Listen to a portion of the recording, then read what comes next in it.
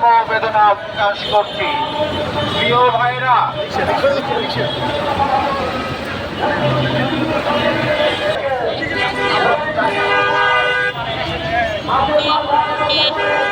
ক্ষমতাসীন তাদেরকে আমরা আমাদের দাবি এবং আমাদের প্রত্যাশার কথা জানাতে চাই।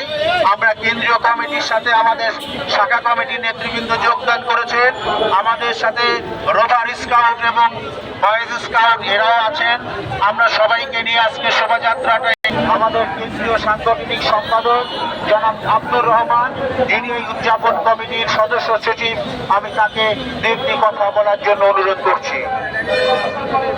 এখানে আমাদের সাথে বিভিন্ন শাখা, আমাদের কেন্দ্রীয় কমিটি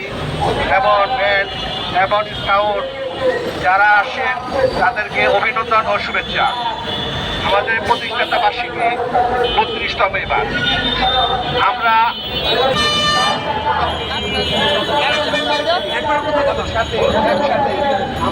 সবাই একসাথে পালন করছেন। আমাদের কিছু দাবি, তখন আমরা ভাবি না আমি বিপজ্জনক